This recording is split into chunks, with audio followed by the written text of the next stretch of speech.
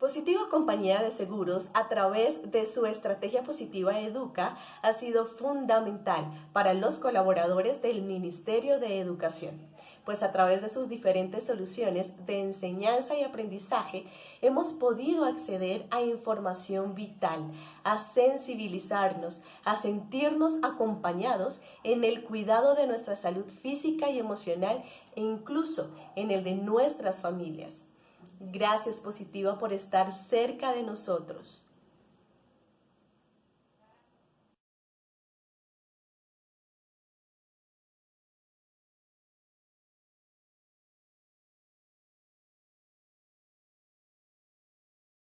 Muy buenas noches para todos nuestros asistentes. Bienvenidos al conversatorio virtual número 12, Gestión de la Salud, Seguridad y COVID-19 desde una perspectiva legal. Soy Yolima Guzmán, acompañándolos el día de hoy en este espacio. Quiero invitar a nuestros expertos que nos acompañan el día de hoy a que activen su cámara, por favor, y que me acompañen mientras leo algunos de los comentarios que nuestros asistentes nos dejaron en el conversatorio pasado. Quiero recordarles que esto tiene un sentido muy importante, es compartir el cariño, la gratitud y la admiración que muchos de nuestros asistentes han expresado en los chats finales y que por cuestiones de tiempo no alcanzamos a presentar la semana pasada. Entonces, quiero comentarles, aquí Hilda Jesús Hernández nos dice, muchísimas gracias a tan excelentes ponentes por toda la información, el manejo y responsabilidad con la que nos guían. Felicitaciones por ese conocimiento. A María Isabel Garces García nos dice, muchísimas gracias a los panelistas por el tiempo, por esos aportes y por la positiva, por el espacio que nos ha brindado. Dios los bendiga y por favor no dejen de invitarnos. Feliz noche y merecido descanso. Mi nombre es Clara Rocío González. Quiero agradecerles a todos los responsables, líderes y trabajadores que están conectados aquí hasta último momento. Pienso que no importa la hora, cuando desde corazón representamos a la prevención, formándonos y aprovechando estos espacios tan excelentes. Pienso que el hecho de que estemos aquí conectados también inspira a nuestra ARL y a nuestros conferencistas. Además, los reta a que sigan gestionando acciones como estas. Un saludo especial al doctor Camilo Gómez y a su equipo Positiva Educa, que se nota el compromiso y el amor en cada taller realizado. La labor es de admirar y merecen bendiciones y millones de oportunidades para que sigan ayudándonos tanto en estos momentos como en los que vienen. Luz Amparo Ladines nos dice, felicitaciones a cada uno de los panelistas expertos por tan excelentes respuestas basadas en sus conocimientos y experiencias, donde nosotros que participamos nos enriquecemos con estos debates de aprendizaje y desarrollo personal para los trabajadores y empresas. Dios me los bendiga y sus familias.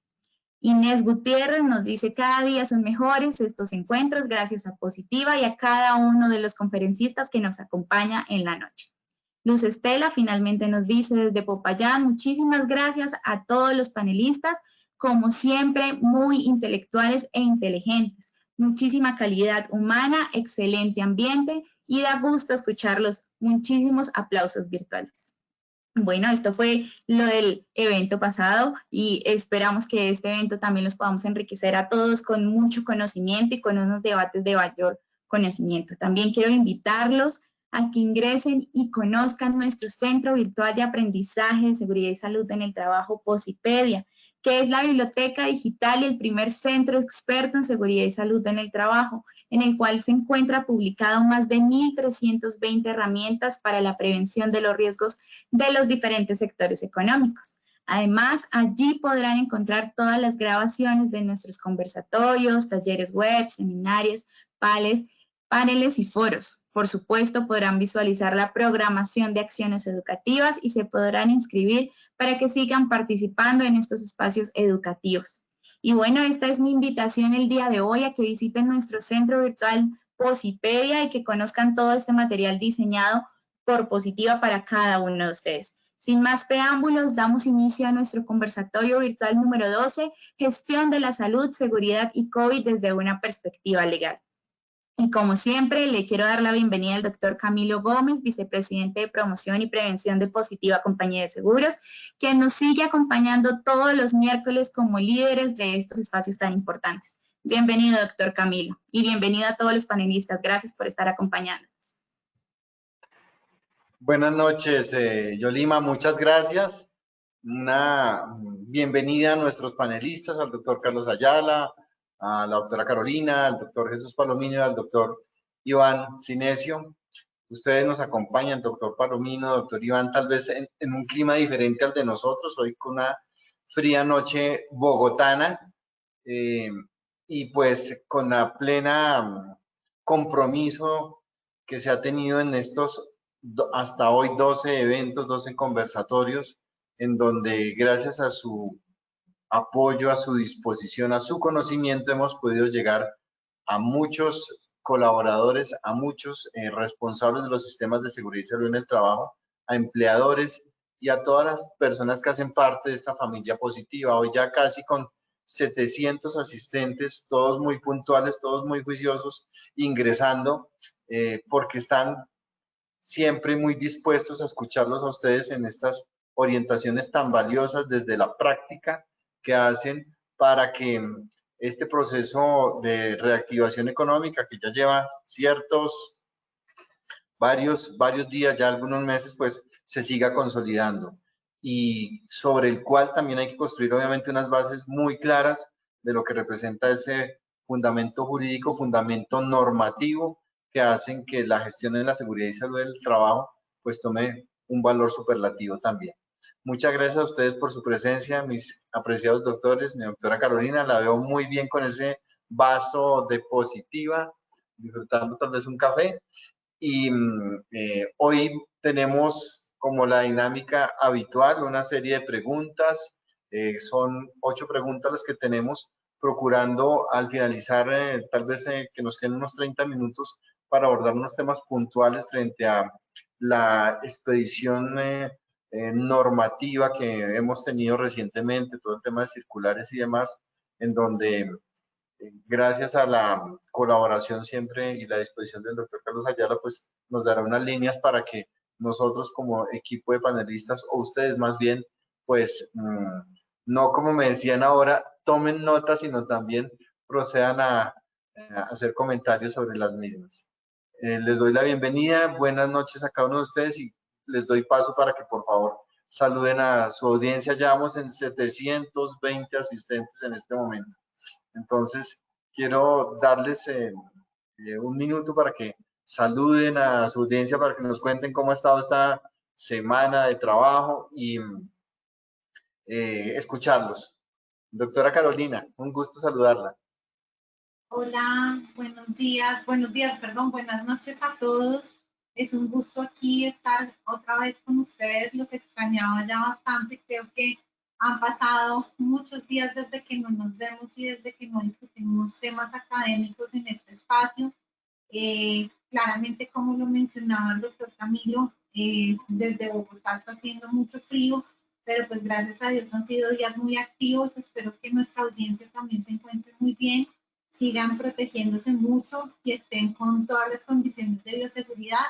Les mando un saludo muy grande a todos y bueno, espero que disfruten este espacio. A mis compañeros de panel, al doctor Palomino, al doctor Iván, al doctor Carlos Ayala, como siempre es un placer y aquí pues dispuesta a tener conversaciones bastante interesantes y claramente a las chivas del doctor Ayala, que eso es lo más importante de estos paneles, las chivas que nos trae el doctor Ayala.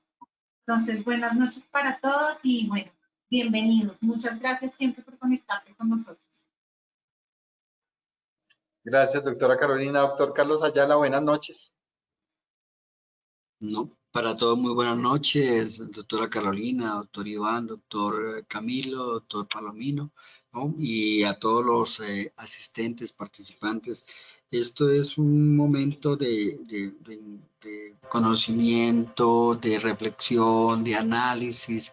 Muy bien se dice, aquí no hay la última palabra, son posiciones que en un momento importante pues, los pueden ayudar para tomar ciertas determinaciones. Está cambiando, hoy en día podemos hablar que el país ya se está reactivando nuevamente y nos dicen que ya hay una vacuna, pues eso también va a cambiar el escenario, hay un optimismo y hay que seguir adelante, pero siempre de la mano con todo lo que es la seguridad y salud en el trabajo. Un saludo para todos, para los asistentes y sobre todo por estar constantemente en compañía de la RL Positiva que ha organizado estos magníficos eventos. Muchas gracias. Gracias, doctor Ayala. Doctor Iván, buenas noches. Doctor Camilo, buenas noches. Doctor Jesús, doctor Carlos, doctora Carolina. Desde la ciudad de Ibagué el día de hoy está también haciendo frío.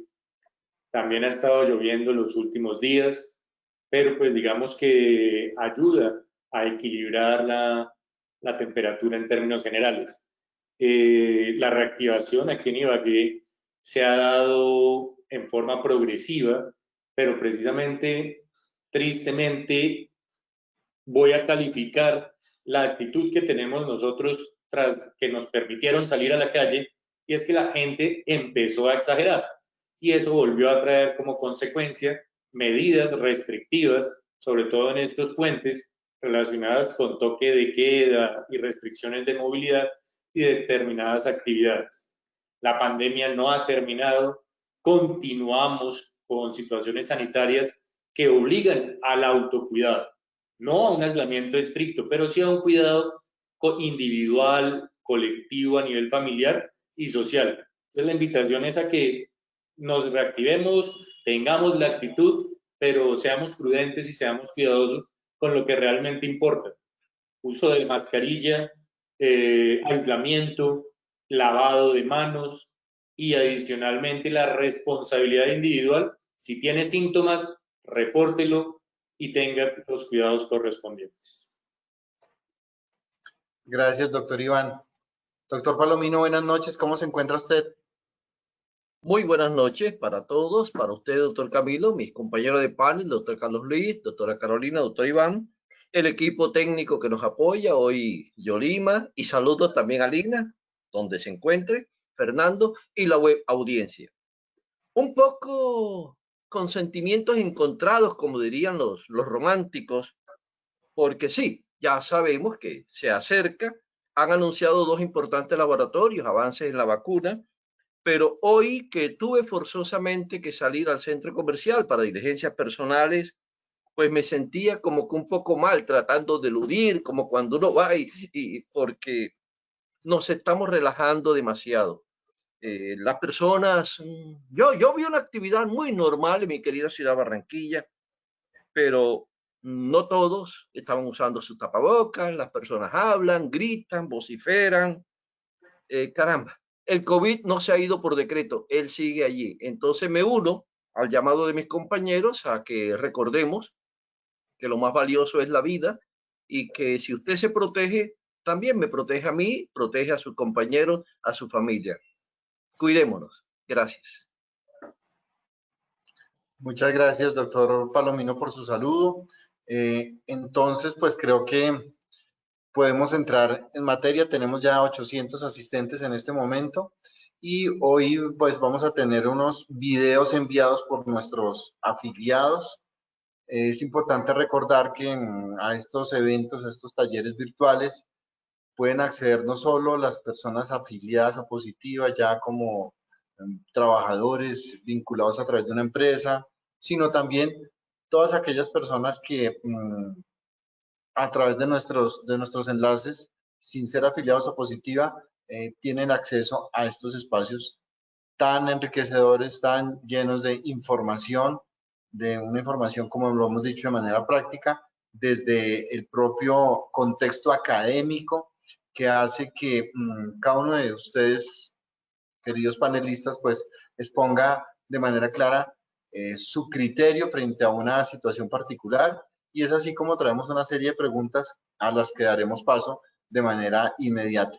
Entonces, Yolima, te agradezco, nos apoyes nos envíes, nos pongas a robar la primera pregunta del video, por favor, y le voy a pedir el favor de la dinámica que siempre hemos tenido al doctor Palomino y a la doctora Carolina para que sean quienes estén muy atentos a escuchar esta pregunta y a ilustrarnos con su respuesta. Muchas gracias. Mi nombre es Erlinereida Báquiro Guarnizo, soy funcionaria de la Administración Municipal de Garzón, Huila. Mi cargo dentro de la administración, soy la persona encargada de la implementación del sistema de seguridad y salud en el trabajo. Y quisiera saber cuál es el alcance de nuestra entidad territorial frente al suministro de EPP para contratistas.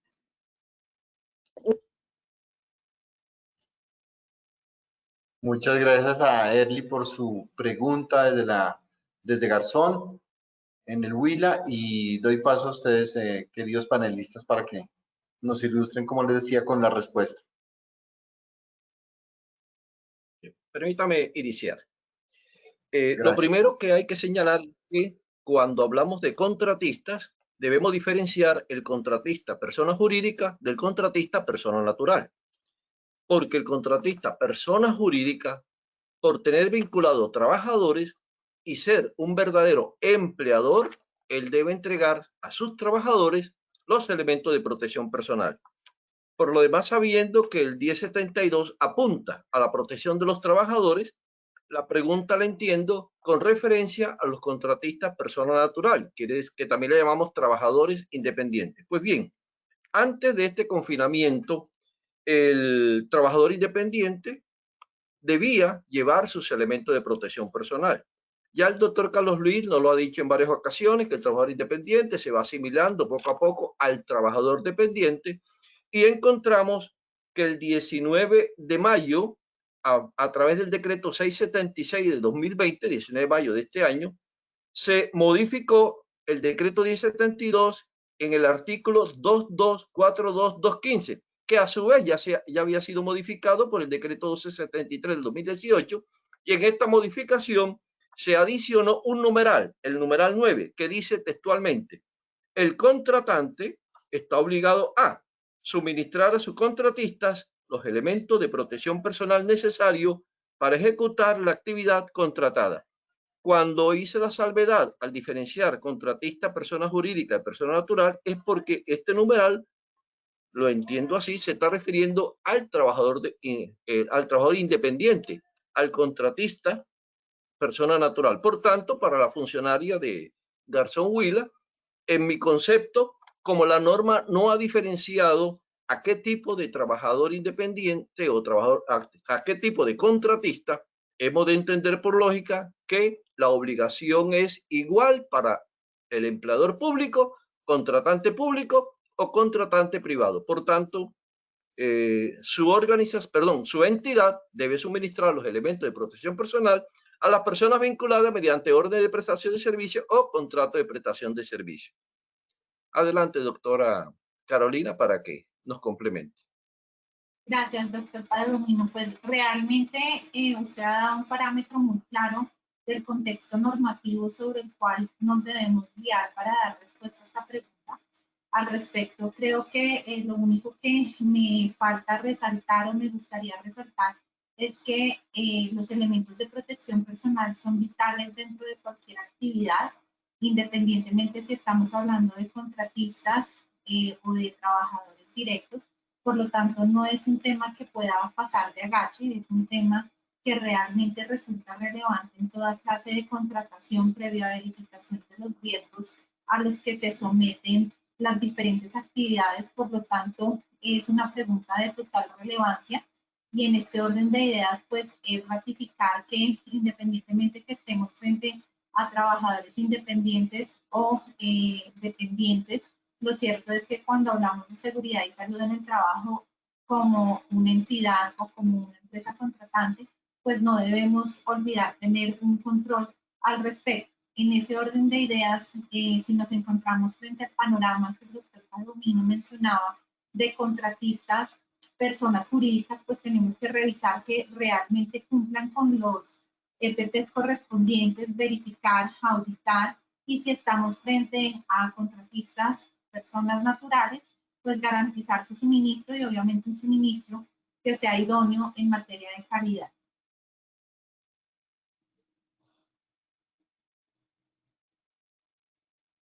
Gracias, doctor Palomino, doctora Carolina.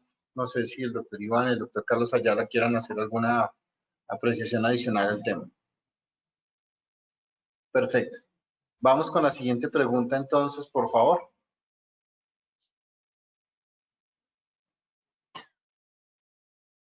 Miriam Valencia, soy de la ciudad de Cogua, Cundinamarca.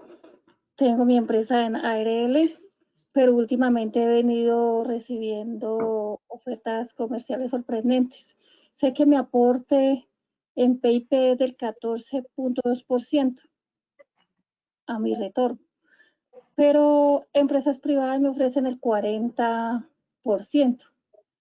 ¿Esto está bien jurídicamente? Si acepto una propuesta de esto, ¿tengo problemas jurídicos? Muchas gracias. Bueno, esta pregunta quisiera que nos apoyara el doctor Iván y el doctor Ayala. La vuelvo a leer acá. Tengo mi empresa en una ARL, pero he venido recibiendo ofertas comerciales bastante sorprendentes y mi pregunta es la siguiente. Sé que el porcentaje de inversión en PIP que deben hacer las ARL por ley corresponden al 14.2% de mi aporte. ¿Por qué recibo de ARL privadas ofertas que con hasta un 40% del valor del retorno de mi inversión? ¿Esto está bien jurídicamente? Si acepto una propuesta de estas, ¿podría tener inconvenientes jurídicos? Bueno, es una pregunta que tiene que ver con lo que se ha hablado y aquí he hecho referencia con ese tema del famoso retorno, en donde no sabemos, como lo dice el doctor Ayala, en qué normas que está ese tema del retorno. El tema del 14.2, pues sí tiene un contexto propio legal. Pero quiero darle la palabra a ustedes, doctor Iván y el doctor Ayala, para que nos apoyen con esta respuesta. El escenario que quiero resaltar aquí es que la pregunta no es sencilla tampoco de responder, por un simple motivo, y es la parafiscalidad de los recursos en el sistema de riesgos profesionales. Estamos hablando que es un impuesto con destinación específica y que son recursos públicos, los recursos del Sistema General de Seguridad Social íntegra. Ya sucedió precisamente con las EPS el problema que se vio a nivel nacional de una destinación inadecuada de recursos para construcción de clínicas, para campos de golf, para condominios, para patrocinios, a veces que no correspondían. Y desde ahí ya se empezó a tener mucha mayor claridad, tanto por los pronunciamientos de las entidades de vigilancia y control como por las cortes, la naturaleza jurídica de estos recursos. Entonces, estamos pisando conductas que son bastante complicadas de evaluar. E incluso el tema es hasta dónde estos recursos son parafiscales, tienen una connotación pública. Si terminado un ejercicio anual, ¿dónde van a utilizarse los excedentes? Si pasan a ser inmediatamente privados de la administradora, si deben tener reinversiones posteriores. Son situaciones que todavía están, a pesar de que en esto llevamos ya desde el 94 hasta ahora, que todavía no se han decantado con claridad. Es normativo, como dice el doctor Camilo, que hay unos porcentajes establecidos mínimos para efectos de promoción y prevención, que están relacionados con ese 5%, y después de un mínimo del 10% de ese 92% restante, precisamente de acuerdo a la ley 1562. Las entidades a nivel individual, de ahí no se pueden bajar para promoción y prevención. Ya el tema va a estar de acuerdo a las siniestralidades, las reservas y esos conceptos que llaman de siniestros de colancha, sobre todo en enfermedades que se pueden ver a mucho tiempo después, que tienen que hacerse unas reservas específicas que están reguladas por la superfinanciera. Pero digamos que las entidades podrían eventualmente hacer actividades de promoción y prevención dentro de su presupuesto y en forma adecuada. Pero hablar de ese tema a nivel comercial, de ofertas específicas de reinversión, eso es, o sea, de entrada hacer esa propuesta, en mi criterio, es delictivo, en mi criterio. Porque no podemos estar ofreciendo lo que no es nuestro. Los recursos públicos son sagrados y tienen destinaciones especiales. Obviamente habrá empresas con mayor riesgo, con mayor siniestralidad, a donde habrá que hacerles un énfasis de acuerdo a las políticas institucionales, pero que sea la actitud comercial. Y ese término de reinversión es bastante complicado. Puede venir del sistema de conceptos económicos, pero está muy mal presentado. Y el que acepta un delito frente a recursos públicos también podría estar incurso en ese mismo escenario. Entonces, si bien es una conducta que se ha tolerado, que se ha masificado, que la están haciendo muchos intermediarios en forma inapropiada muchas veces, creo que va a ser una situación que en el momento en el que se empiecen a presentar casos concretos pueden traer consecuencias jurídicas bastante complicadas para las administradoras, para el intermediario e incluso para las personas que en un momento determinado acepten esos favorecimientos. Y más cuando se están ofreciendo, sobre todo a veces frente a situaciones que no corresponden a PIP, que no corresponden a la naturaleza jurídica de las administradoras. Las administradoras no están para dar elementos de protección, no están para dar viajes, no están para dar prebendas en un momento determinado que no corresponden a la razón de ser y a la naturaleza para lo cual están constituidos. Entonces es una pregunta bastante compleja porque se raya, en mi criterio, con lo penal y con una disposición inadecuada de recursos que son públicos y que tienen una clara parafiscalidad. Muchas gracias, doctor Iván. Doctora Ayala, le doy la palabra. Vuelvo y repito, ¿quién se inventó la reinversión? ¿Quién se inventó la tasa de retorno? Que eso esté permitido y esté consentido, falso. Nunca hemos consentido eso. Hay diferentes acciones. La pregunta con una inocencia tal habla de 14 puntos, no, ese 14.2 o que el 5%, que hay unas actividades en el artículo 11 de la ley 1562, que del 92, 10%. Eso es lo que tiene la entidad administradora, pero no es para su empresa, es para todos los asociados, los afiliados.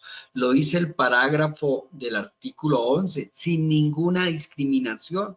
Lo que tiene que dar es actividad de prevención, promoción, lo que establece el artículo 35 y 80 del 1295 y el artículo 11 de la ley 1562 del 2012. Es una práctica ilegal. Eso está, los dineros del sistema son dineros públicos. ¿Dónde está? En el artículo 84 del decreto ley 1295 del 94.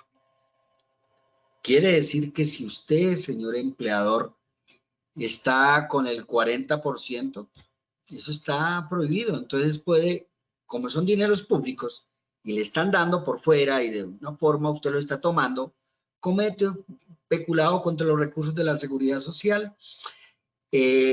Artículo 23 y 24 de la ley 1474 del 2011. Hay personas sujetas a eso. Pero además tenemos experiencias, entidades administradoras que han dado esa plata. Fuera de eso, la Contraloría les dice, venga para acá que esos son recursos públicos. Devuelva esa plata que dio usted mal. Y además usted empleador y todo que dio, tome para la fiscalía. Porque aquí hay un concurso de delitos. Tanto el que da como el que recibe cometen delitos. Entonces, alguna vez yo le decía al doctor Palomino que quién fue ese que se inventó la tasa de retorno, la reinversión, que me lo presenten, porque hay sanciones contra empresas, hay sanciones contra el empleador, hay sanciones y las acciones contra los jefes de seguridad y salud en el trabajo, que empiezan a pedir cosas que no, exámenes médicos, curso de alturas, televisores, viajes. Hombre, eso es completamente... Debía dictarse una clase especial, discúlpeme la expresión, cómo no dar papaya en el sistema de riesgos. Y una cuestión es esa. La empresa, no, y el de seguridad y salud en el trabajo se siente contento. Conseguí unos exámenes. Me voy para esta RL que me están dando el 40%. ¿Usted cuánto me da cuando están cometiendo un delito? Es que esto no está permitido. Nunca ha estado permitido. Nunca. Nunca ha estado consentido. Entonces, un grave problema que tiene el sistema es estas fallas. Entonces, vuelvo y repito, nunca ha estado permitido, nunca ha estado consentido. Que lo hacen. Yo recomiendo que se compre una camándula y empiecen a rezar que no me caiga la fiscalía, que no me caiga la fiscalía, porque si les cae, no hay problema. Ya hay personas, hay funcionarios de entidad administradora, hay condenas y juicios fiscales contra él. ¿Qué tal una sanción X? No me atrevo a hablar, pero es de más de 3.000 millones de pesos. Entonces, la señora que hace la consulta de una manera muy inocente, coloco esa expresión, discúlpeme la expresión, porque es que esta costumbre, esta forma de que lo vemos como si fuera común, como que si fuera normal, como que es así y está bien. No, esto no está bien. Esto es condenable. Esto es la multa de X entidad del Estado, la acción penal, la fiscalía, y con ser de eso los recursos que tiene la Contraloría. Entonces, la recomendación, debemos de quitar del léxico en seguridad y salud del trabajo la palabra tasa de retorno o reinversión. Siempre que hay esa palabra, yo no sé si me... Porque es que yo he visto más de uno en procesos penales y me ha tocado que ir a la fiscalía a servir de perito y explicar esto ante un fiscal y verle la cara al empleador y al jefe de seguridad y salud del trabajo, que sé que los van a condenar. Entonces, como he vivido en carne propia eso, la recomendación, señor empleador, jefe de seguridad y salud del trabajo, quite de su léxico la palabra tasa de retorno o reinversión. La palabra es prevención, promoción, es lo que dice la ley. Artículo 35, 80 del decreto ley 1295 y el artículo 11 de la ley 1562 del 2012. Esto en práctica es completamente ilegal. Por favor, es una recomendación y discúlpeme que me haya colocado de esa forma, pero es que cuando se tiene esta experiencia y se tienen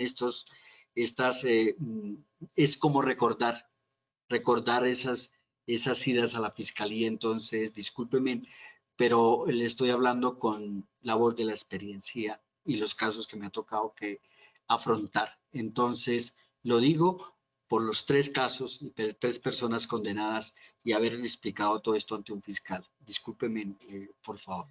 Doctor Carlos, le voy a hacer una pregunta en lo siguiente. Yo estoy totalmente de acuerdo con lo que usted está diciendo, pero ¿podría yo como entidad, digamos como intermediario o como administradora, para una cuenta en especial, que es interesante, ofrecerle un 40% específico en promoción y prevención? Porque estamos hablando que los porcentajes son claramente globales, ¿no? Pero si una empresa específica requiere de lo que cotiza un porcentaje en promoción y prevención, no que le hagan su trabajo, no que le den lo que no corresponda, pero que el aporte o lo que se le entrega sea superior a un X porcentaje, o que negocien a nivel comercial ese porcentaje sin que la ARL exceda los topes, podría estar en forma adecuada, porque estaríamos dentro de la flexibilidad, digamos, de la interpretación.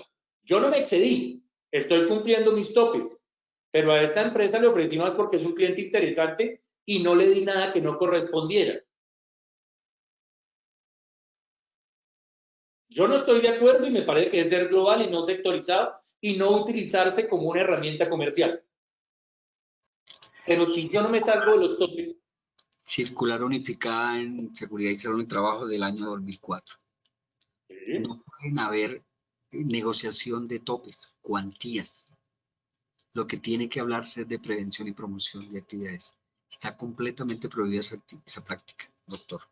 Simplemente le digo la circular, dónde está, y las diferentes multas, pues alguna vez tuve el agrado de firmar una multa, 900 algo millones de pesos. Y una de las insistencias fue, no me hablen de eso. ¿Listo? Gracias.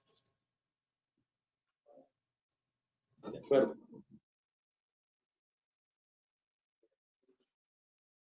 Gracias, doctores. Ahí hay un tema del que yo siempre, pues, he analizado y revisado, y no solo yo, sino muchas personas que en estos escenarios abordan, y es ese famoso principio de solidaridad. Entonces, principio que en mi sentir en el sistema de riesgos laborales es casi de los escenarios en donde no evidenciamos que exista un principio de solidaridad, porque cada empresa quiere manejar los aportes como si fuesen propios, y entonces quieren elaborar, estructurar unos planes de trabajo, incluso con un ingrediente adicional, es que llevando a que tal vez en esas propuestas se desarrollen actividades que son responsabilidad del propio empleado. Entonces, es muy valioso los aportes que ustedes han hecho ratificando ese propio contexto de las actividades que desarrollan las administradoras de riesgos laborales en el tema de promoción y prevención, y también insistiendo y llevando a que no perdamos de vista cómo debería operar ese verdadero principio de solidaridad en el sistema de los riesgos laborales. Quiero pasar a la siguiente pregunta. Si alguno de ustedes quiere hacer un aporte adicional, pues bienvenidos. Vi a Carolina con toda la intención de hablar. Ya me conoces muy bien, se me sale el letrero. Bueno, no, es que yo creo que lo que han mencionado mis compañeros de panel me da a mí para ratificar algo que veníamos hablando también en conversatorios anteriores, y es complementar en que la ARL tiene funciones específicas de acuerdo a las disposiciones legales vigentes, estas puntualizadas en la asesoría técnica y acompañamiento. Esto es súper importante enfatizarlo para nuestra audiencia, porque muchas veces lo que se busca con el apoyo de la ARL es que terminen haciendo el sistema de gestión y termine la misma ARL asumiendo responsabilidades que en efecto no le corresponden. Por virtud de la ley, recordemos que todo lo que está relacionado con el diseño, implementación y mantenimiento del sistema de gestión es responsabilidad de cada empresa empleadora y contratante. Esto me parece importante mencionarlo porque obviamente cuando hablan de porcentajes de reinversión y hablan de actividades, pues lo que se buscan es, yo con la ARL, entonces me ahorro plata y no hago el sistema y toda la responsabilidad la delego, y eso no es así. Quería complementar con eso. Muchas gracias. Gracias, doctora Carolina.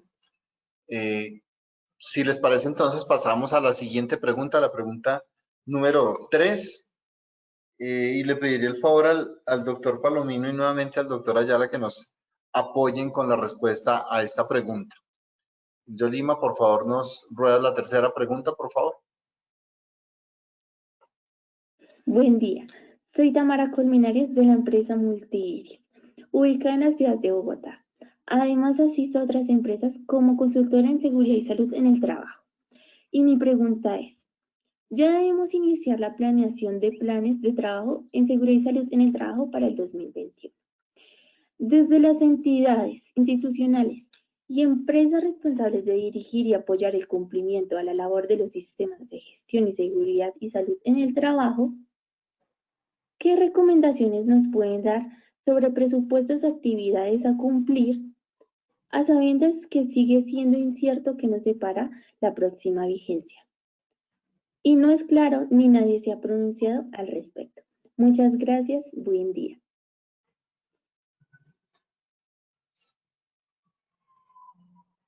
Bien. Obviamente, como la pregunta dice, desde las entidades, instituciones y empresas, a la niña que pregunta le comento que voy a dar una respuesta desde mi óptica profesional, personal, docente, porque obviamente no representa en este momento ninguna entidad. Bien. Sea lo primero decir que, aunque el COVID nos cambió, las instituciones jurídicas, las obligaciones jurídicas, nuestro Código Sustantivo del Trabajo, el sistema de gestión de seguridad y salud del trabajo, en lo básico, continúan incólumes. Que se han armonizado, se le han incorporado nuevas obligaciones, se han reforzado otras obligaciones, lo que significa que los estándares mínimos están vigentes y debemos evaluarlos toda empresa dependiendo de eso, del número que le corresponda.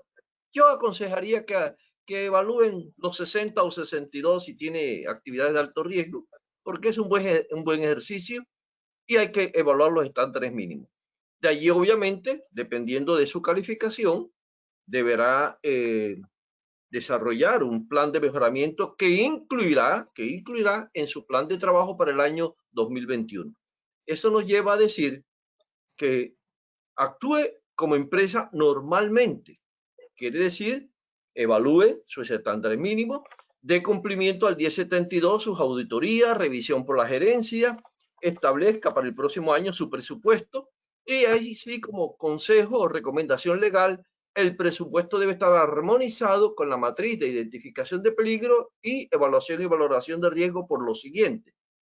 Como abogado litigante, en las ocasiones en que he tenido que actuar en los estrados judiciales, pues obviamente he observado que, si por decir algo, tomemos por ejemplo, la empresa identificó como actividades peligrosas y dentro de su matriz de peligro incluyó trabajo en altura, recinto confinado en los 2, 3 primeros, obviamente el presupuesto general de la empresa en seguridad y salud del trabajo también debe apuntar, contribuir a estas 2, 3 primeras actividades.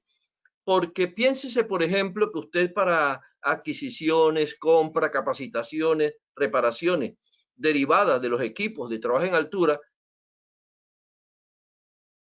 lo tenga por allá y ocurra un evento mortal, la lectura que le va a dar el abogado contrario, el abogado que demanda a la empresa, es decirle al señor juez, con esto se evidencia, señor juez, que en el presupuesto la empresa destinó una suma muy inferior, no acorde, etcétera. En fin, que tengan en cuenta eso, es mi sugerencia. Además, el comité paritario, desde la expedición del decreto 1072, se ha fortalecido. Yo hice un pequeño ejercicio, espero no haberme equivocado con los estándares mínimos, y el Comité Paritario de Seguridad y Salud del Trabajo tributa un 27.75 sobre el 100%, de manera directa e indirecta. Recordemos que el Comité Paritario tiene que apoyar al empleador en la revisión del programa de capacitación, debe ser informado de las mediciones ambientales, debe ser informado, comunicado de la revisión gerencial, en fin, son varios aspectos del Comité Paritario que debe usted tenerlo en cuenta. Y para finalizar, no olvide la gestión del cambio, los protocolos de bioseguridad, que aquí se ha dicho insistentemente que hacen parte del sistema de gestión. Y concluiría, porque para no extenderme, las responsabilidades asignadas, que para mí eso es vital. En algunas empresas, yo soy auditor OSA 18001, cuando hemos revisado este punto, nos presentan la copia del numeral 10, si no estoy mal, me corrigen si estoy mal, de las obligaciones del empleador. No. Responsabilidades especiales de alta dirección. Por tanto, el jefe médico, el director jurídico, el director de presupuesto, el director de mantenimiento, cada uno debe tener sus responsabilidades asignadas específicas en SST. Recuerden que en la documentación nos piden rendición de cuentas. Entonces, le diría a la niña que las recomendaciones es cumpla fielmente con su sistema de gestión, armonícelo con la normatividad que se ha expedido para prevención y atención de esta enfermedad. Y ¿qué más diría? Y su plan de mejoramiento, llévelo y desarrollelo. Gracias. Adelante, doctor Carlos Luis. Doctor Palomino, estamos completamente de acuerdo, pero hay pequeños detalles, digamos, la entrega de los protocolos. Eso está en la documentación que habla el 1072. La identificación y valoración del riesgo. La planificación, y ahí el mismo artículo le va diciendo qué es lo que tiene que hacer. ¿Listo? Emergencias. La alta gerencia. Tiene que tomar el protocolo de bioseguridad correspondiente y hacer una armonización con su sistema de gestión de seguridad y salud del trabajo, la mejor recomendación. Y no se le olvide que no solamente es COVID, ¿no? La empresa no solamente tiene COVID, tiene todos los factores y hábitos.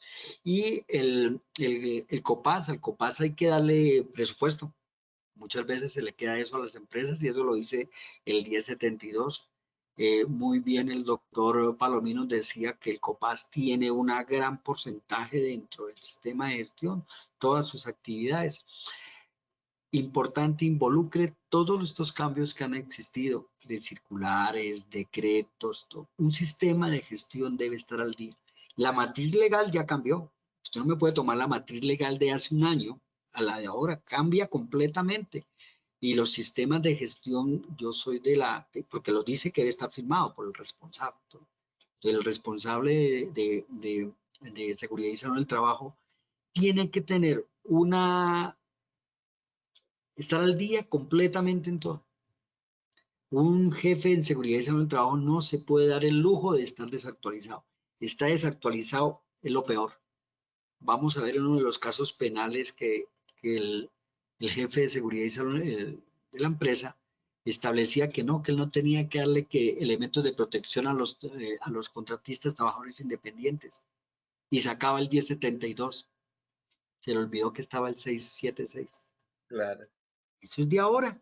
Entonces, por favor, no desactualizarse. Estoy completamente de acuerdo con el doctor Palomino. Gracias. Un puntito adicional, doctor. Ahora que usted le estaba mencionando, recuerdo, si no estoy mal, el artículo 27 de la resolución 0312, cuando nos habla de la evaluación de los estándares mínimos, nos dice al presentar allí el formato, que aunque se ve pequeño, cuando lo ampliamos, en la parte inferior dice, más o menos recuerdo, de manifestaciones o de información no veraz, lo hará acreedor a las sanciones contempladas en los artículos tales del Código Penal. Consejo a los directores del sistema, responsables del sistema. Sean veraces. Si por cualquier motivo su contratante o usted quiere quedar bien con su empresa, con su cliente, y le va a dar una calificación mayor para lograr un porcentaje adicional, no lo haga. Porque esta información que usted incluye allí no es cierta.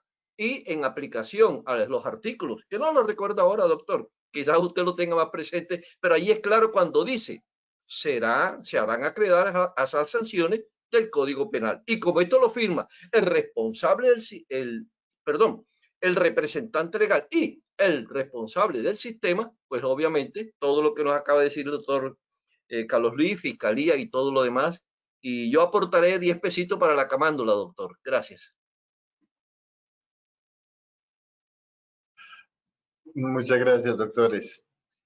Procedemos con la pregunta número 4, por favor. Voy a pedir el favor al doctor Iván y a la doctora Carolina que nos apoyen con esa pregunta y su respuesta.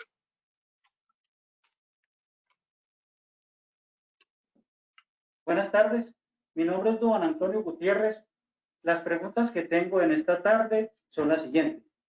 Cuando un empleado se encuentra en la modalidad de trabajo en casa por causa de la pandemia, ¿cómo se determina en caso de sufrir un accidente de trabajo si es laboral o no?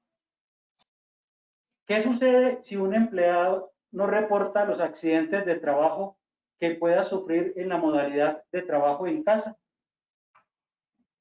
¿Y qué acciones debemos ejecutar por parte de las ARLs frente a la motivación de los empleados que se encuentran en la modalidad de trabajo en casa, para fomentar la participación de las actividades de promoción y prevención.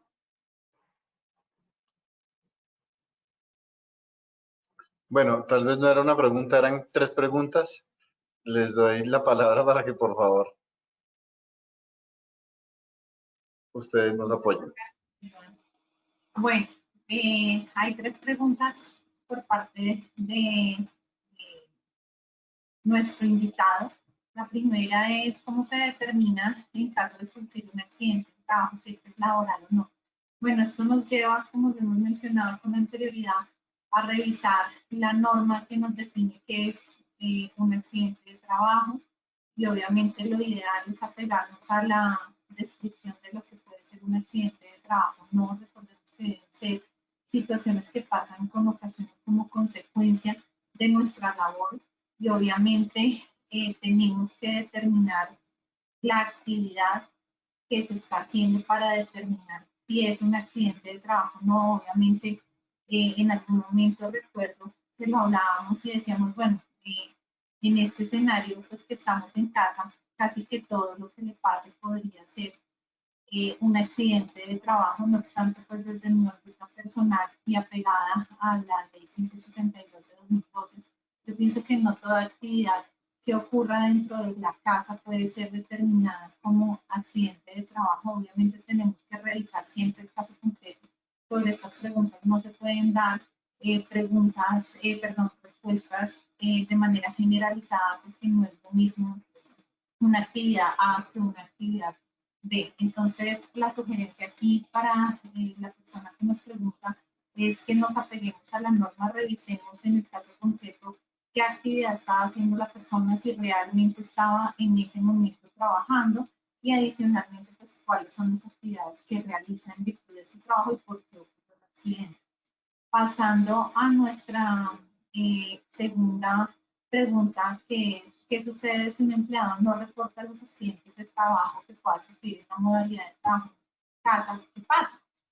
Pues en efecto, recordemos que el sistema de seguridad del sistema de gestión de seguridad y salud en el trabajo tiene obligaciones para todas las partes que en ella convergen, es decir, hay obligaciones para el empleador, hay obligaciones para el trabajador, y dentro de las obligaciones está pues reportar. En efecto, si no se reporta, la persona está incumpliendo sus obligaciones correspondientes y por lo tanto está siendo omisivo frente a sus obligaciones frente al sistema.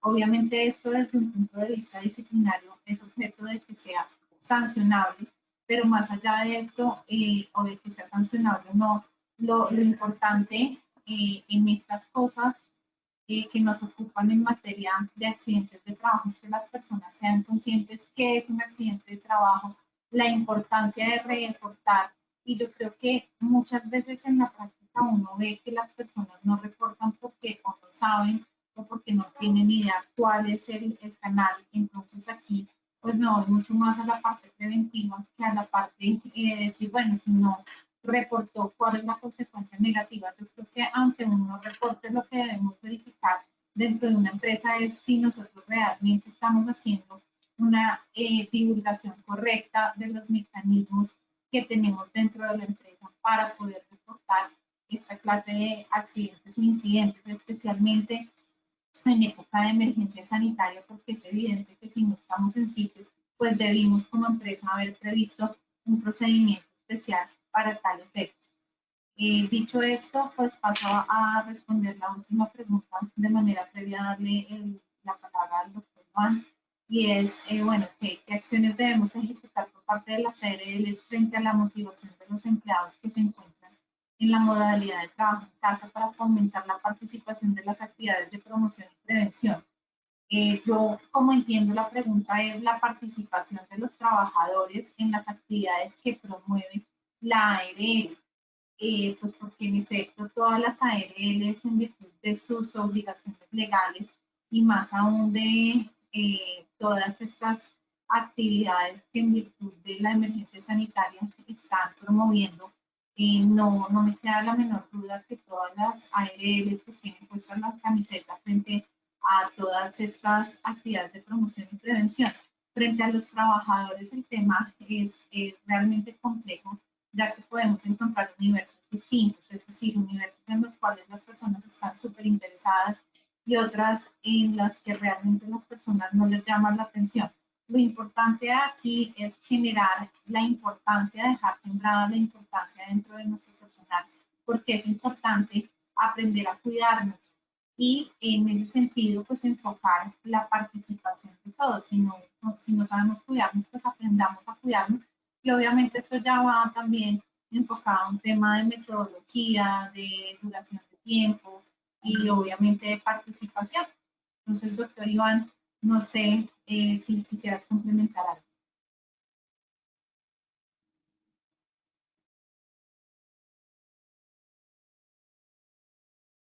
Digamos que en este aspecto simplemente quisiera manifestar lo siguiente, y es,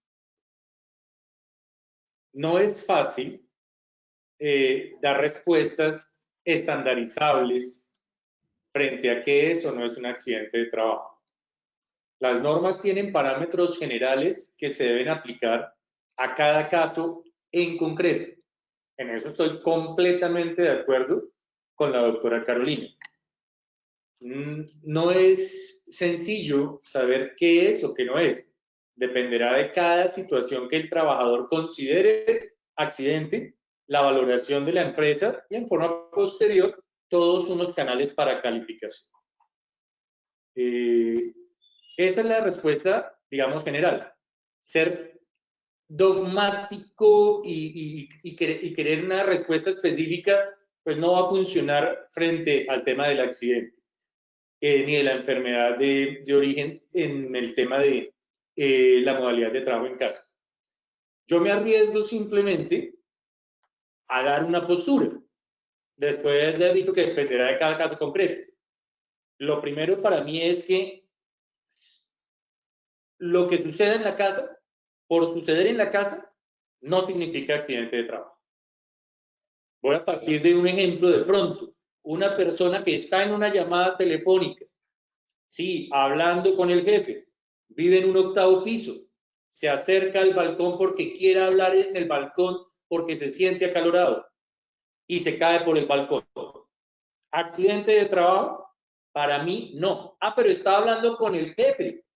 Está en la casa y el riesgo no lo genera la actividad laboral. Lo genera es estar en la casa. Y no se está en la casa, insisto, por el tema laboral per se, sino por una disposición nacional. Entonces, para mí, el solo hecho de estar en la casa no significa, los riesgos propios de la casa, para mí, no son accidentes de trabajo. Distinto, ¿sí? Si estoy en la oficina, me asomo a la ventana, me caigo. Ahí sí, con ocasión estaba en la oficina. Pero es que el estar en la casa no es por el trabajo. Entonces, dependerá de cada caso en concreto. Mi postura, insisto, la casa y los riesgos de la casa, desde el punto de vista locativo, no podrían ser riesgo laboral en un momento determinado. ¿En qué? En el trabajo en casa. Distinto el teletrabajo que exige una actividad por parte del empleador y es otro concepto. Dependerá de cada caso concreto. Mi posición puede cambiar en un caso específico. ¿Quién lo va a definir? Las entidades que tienen la calificación. ¿Quién lo va a definir en siguiente trámite? Las juntas. Y por último, un juez. De resto, cuántos abogados hayan, cuántas posturas van a resultar. Frente a qué pasa si no reportan, pues sí es una obligación, es un tema probatorio, además de las obligaciones que pueda tener la empresa, pero si no es culpa de la empresa, pues no conoció, entonces no va a haber sanción para la empresa. Para el trabajador a futuro, no es que pierda su prestación, va a ser un indicio en contra, se le va a dificultar probar. Mire, no reportar y no informar. Señor trabajador, va en contra suya. Permitir que no le reporten va en contra suya. Usted puede reportar directamente en caso tal que no le quieran reportar. Ya el doctor Carlos nos manifestó que es una posibilidad. ¿Y qué hacer para que la gente se motive? Primero, que sepan qué derechos tienen como trabajadores en el marco del sistema. ¿Qué hacer? Lo que estamos haciendo aquí el día de hoy. Invitarlos a que vengan a estas tertulias. Invitarlos a que participen en todas las actividades que se generan en materia de promoción y prevención, por ejemplo, a nivel de Positiva, con todos sus canales digitales. Eso es ayudar para que las personas puedan, para que los trabajadores puedan participar. Y la forma en la que los trabajadores participan es dándolas a conocer. El empleador debe ser difusor de todas estas actividades para que el trabajador se comprometa y entiendan que es por el bien de él. Este tema, sobre todo en la primera pregunta, da para controversia. Mucha controversia.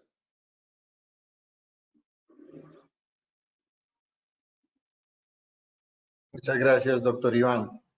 Bueno, yo propongo que revisemos, nos quedan 4 preguntas aún y teníamos un compromiso de abordar el tema propio de la normatividad expedida por el Ministerio de Trabajo y hacer referencia al tema de la responsabilidad penal en riesgos laborales. Entonces, si les parece, en aras de dar cumplimiento al tiempo, tendríamos casi 25 minutos para abordar esos temas. Entonces, con el permiso de nuestros asistentes, que llegan a 930, y de ustedes, señores panelistas, voy a dejar ahí por el conversatorio de hoy las preguntas formuladas. Nos quedarían 4 preguntas pendientes para nuestro próximo evento y pasaría, como les digo, con el debido respeto, a que abordáramos esos temas. ¿Están de acuerdo? Bueno, muchas gracias. Nosotros, pues en este espacio, o lo que vamos a trabajar ahora, pues sí quiero yo solicitarle al doctor Carlos Ayala, por su conocimiento, por la propia dinámica de los riesgos laborales y el marco jurídico que a ello corresponde, que sea quien por favor nos introduzca en este tema tan importante, y quiero darle la palabra. Y gracias nuevamente por su disposición, doctor. Bueno, el tema es las circulares y la responsabilidad penal. Si fuéramos a hablar de circulares, sería la 63 y la 64. Pero es que esto tiene una connotación. Llegan las circulares 16 y 17 antes de la pandemia. Que el ministerio, no, nosotros actuamos antes de la pandemia en las circulares 17 y 18. En la circular 17 de febrero del 2020 ya se empezó a hablar de actividades de PIP. La 18 complementa aún más y viene la parte de enfermedades respiratorias. Después llega la circular 21. En la circular 21 se habla de trabajo, teletrabajo, trabajo en casa. Yo no, doctor Iván, déjeme decirle que tengo aquí algo que me pasa. Para mí el trabajo en casa sí es accidente. La casa se vuelve una extensión de la empresa, pero como usted muy bien lo ha dicho, si salen 1000 abogados, 1000 posiciones hay, pero yo no podía quedarme, no me podía quedar con eso. Entonces, para mí, sí, el que se cayó del balcón, ese sí es accidente de trabajo. Así, mejor dicho, porque estaba hablando con el jefe, oiga, venga, no sé qué, claro, lo llamó el jefe. Bueno, pero entonces eso es un debate. El teletrabajo, la jornada laboral, flexible, se habla de la circular 21. La circular 26, ya hablamos del domiciliario. Mire que esa circular ya hablaba del tapaboca, las responsabilidades de las empresas, de las plataformas. Ya hay una circular en ese sentido, es la circular 26. Y sale una circular importante que es la circular 29. Es que a la ARL todo el mundo le está pidiendo elementos de protección. A la ARL todo el mundo le está pidiendo chequeo y exámenes médicos. No. Primera línea. los que están en primera línea, la responsabilidad, decreto 488 y decreto 500 establece qué es primera línea. Y la circular 29 le dice, mire, a ellos entréguele elementos de protección, a ellos chequeos médicos. Llega el decreto 1374 del 2020 y dice, las ARLs harán pruebas y chequeos médicos. Sí, sí, pero ¿a quiénes? A los que están obligados, a los que dice un decreto ley, que es el decreto 488 y 500 del 2020. Entonces es importante observar la circular 29. Aquí no es que repartan elementos de protección para todo mundo. No, no, no, no. ¿Quién dijo eso? No es que los dineros del sistema son dineros limitados y para unas funciones. Ahí es muy importante establecer cuál es la responsabilidad, a quién le debe entregar la ARL, cuál es el consenso que debe haber entre empresa y entidad administradora de riesgos laborales. Entonces es muy importante observar la circular 29. Después sigue la 33, pero la circular 33 está ligada a la circular 21. Entonces nos forman. Vuelvo y le digo, aquí no podemos tomar de manera aislada las circulares, no forman una cadena entre la circular 21 y 33. Posteriormente, y ahí habla de las licencias remuneradas compensadas, ¿listo? De las modificaciones a la jornada laboral. Entonces miren que van estrechamente ligadas. Alguien me diría, no, es que ustedes están improvisando. No, señor, no estamos improvisando, al contrario, se tiene un programa, lo que pasa es que no hay norma perfecta y en un momento determinado, mire, entonces miren cómo se entrelazan la 21 y la 33. Después viene la 41, pero mire que la 41 se enlaza a la 64. La 41 nos habla de trabajo en casa. ¿Qué debe hacer la entidad administradora para en caso de trabajo en casa? ¿Cómo el empleador debe reportar lo que suceda en el trabajo en casa? ¿Cuáles son las obligaciones de los trabajadores? ¿Qué actividades se deben de hacer? Pero la 41 está ligada con la 64, porque la 64 también nos habla de trabajo en casa. Es más, la 64 profundiza lo que no hizo la 41. ¿Por qué? Porque la 64 habla del factor de riesgo psicosocial y habla del trabajo en casa. Yo estoy completamente convencido que hay unas actividades que el teletrabajo le sirve y el trabajo en casa le sirven. Pero hay otras actividades donde no pueden haber el trabajo en casa. Maestro de obra, trabajo en casa. No, pues venga y me pega ladrillos en la casa. No, señor. Hay actividades. Entonces, mire que está ligado lo de la jornada de las 10 horas, lo de la desconexión, lo de las horas extras, lo de la sobrecarga. Mire que viene la 64 y se ajusta a la 41. Viene el curso de capacitación virtual gratuito. Vuelvo y repito, gratuito, porque alguna vez nos tocó que compulsar copias porque estaban dando el curso. No de 50 horas, sino de 100, que lo certificaban y pago. Cuando esto es un curso gratuito, no se puede cobrar. Las entidades administradoras están dando este curso. Esto es un éxito internacional, el curso virtual de 50 horas. Para usted poder hacer el de 20, el de actualización, recuerde que es de 3 años, tiene que pasar el de 50 y después sí hacer el de 20. Entonces, muy importante. Y mire que el de 20 nos habla de COVID.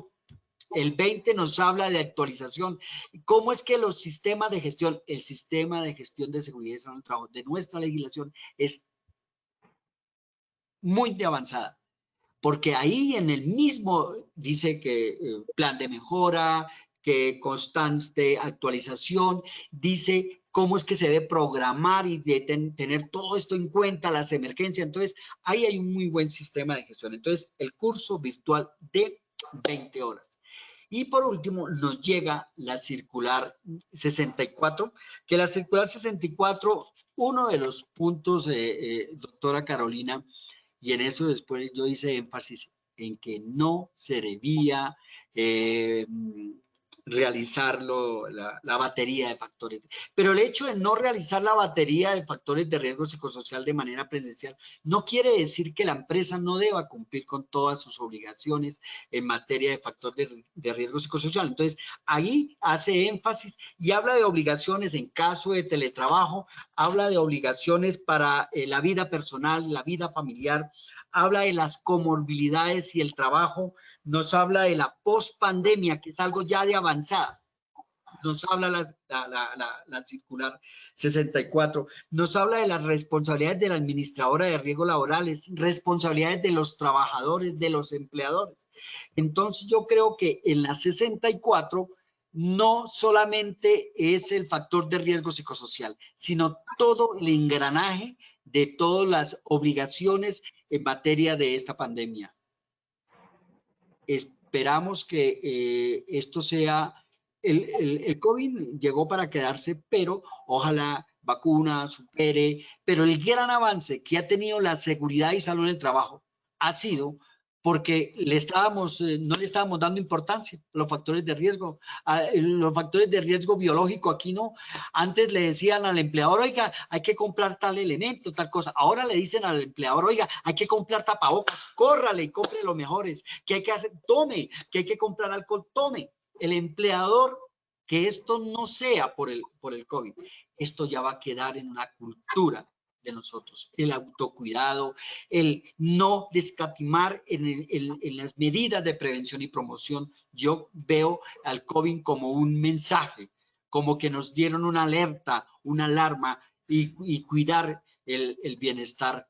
Cuidamos al trabajador, nos estamos cuidando a las empresas, a la familia, a nuestro Estado. Entonces, quería doctor Camilo, señalar cómo las circulares vienen en un engranaje.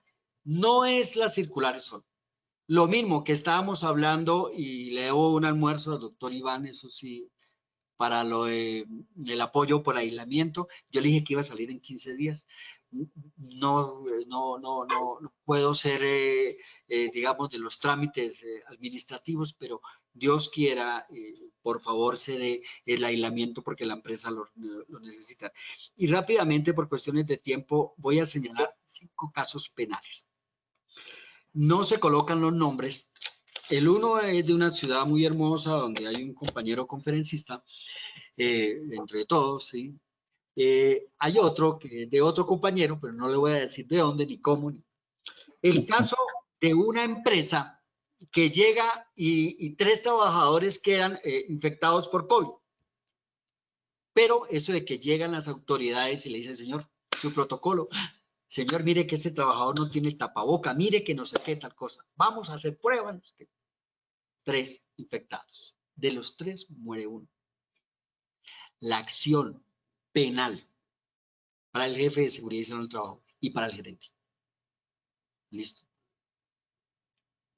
Uno de los agravantes es que le están colocando homicidio culposo y le están mezclando las normas de la pandemia. Entonces ya tenemos caso empresa de construcción. El jefe de recursos humanos que no le da los elementos de protección a los trabajadores, el llamamiento y todo está por violar el artículo 368 y 369 y colaborar con la propagación de una pandemia. Vuelvo y le digo que el jefe de seguridad y salud del trabajo no llegue a un pleito de estos y diga, ay, es que yo no sabía que la norma estaba derogada.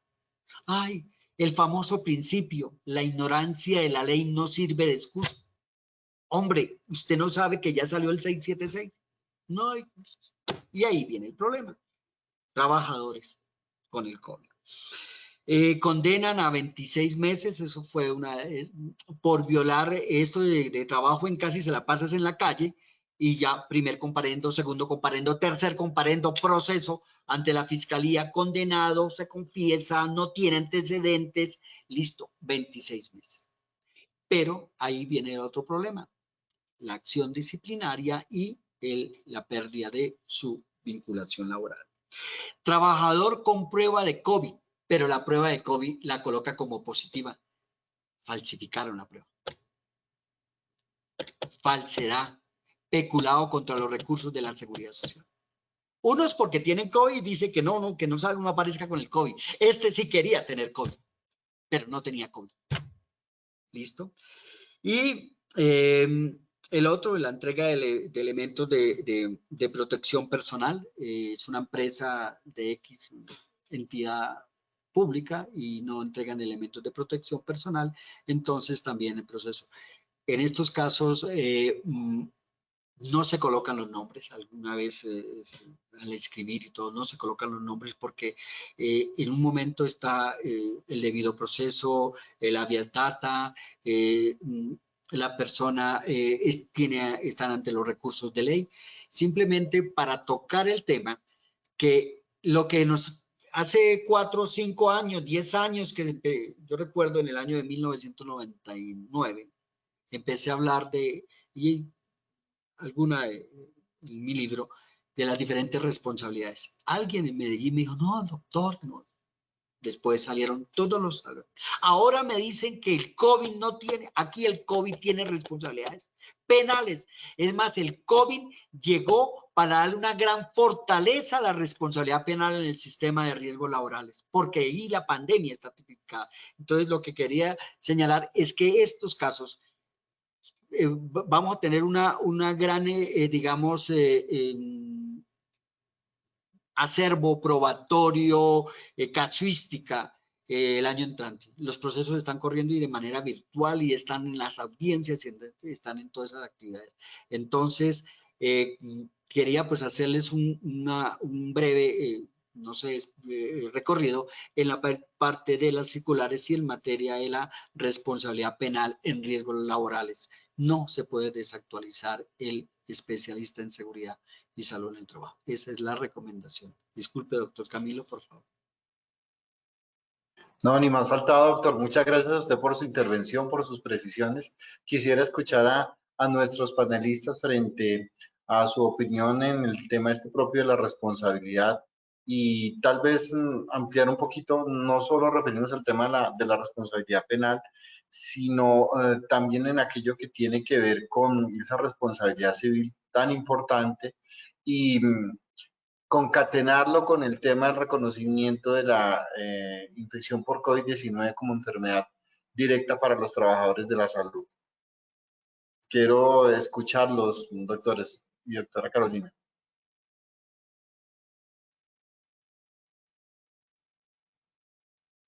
Bueno, permítame iniciar a expresar mi solidaridad con el doctor Iván Ginesio. Y pienso que la doctora Carolina también lo va. Por tanto, doctor Carlos Luis, como nosotros somos solidarios con él, ese almuerzo también debe ser solidario. Muchas gracias, doctor. Gracias. Tranquilo que después de mayo, nos veremos. A mí me gustaría hacerle una preguntita aprovechando. Perdón, doctor, usted sabe que si yo no hago un apuntico, es simplemente. Y para el doctor Inesio no se sienta tan mal. Una preguntita, doctor Carlos Luis. Tradicionalmente considerábamos que las circulares, en su concepto, ampliaban, explicaban el alcance de una norma, de un decreto, resolución, etcétera. Pero hemos observado, por ejemplo, en esta 64, cuando se indica que no se deben utilizar presencialmente las baterías, que las circulares han ido un poco más allá. Mi pregunta es la siguiente.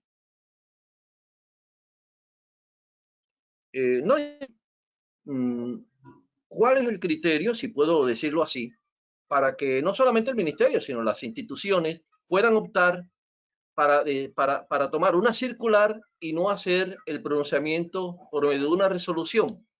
Y si usted nos pudiera dar en su experiencia el por qué hoy las circulares tomaron más fuerza que antes, porque antes de las circulares eran muy pocas las que se pedían. Obviamente sabemos que por la avalancha de normas todo creció. Entonces, doctor Carlos Luis, ese puntito. Gracias. En materia de riesgos laborales viene desde el mismo decreto ley 1295 y principalmente el artículo 91 del decreto ley 1295 que dice instrucciones y determinaciones del ministerio y son obligatorias. Y se mezcla con el artículo 13 de la ley 1562 del 2012 y se mezcla con el decreto 4008 del 2011, que es las funciones del ministerio. Entonces, y hay circulares que usted las ve y tienen carácter sancionatorio. Viene la parte de la fórmula de las normas que obligan, que les hace vinculantes como tal, por esa determinación.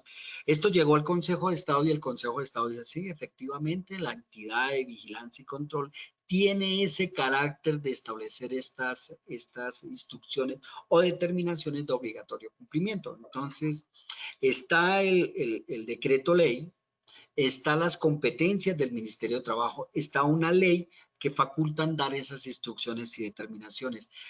La circular es muy didáctica, ¿no? Muy de dar muchas instrucciones de manera detallada.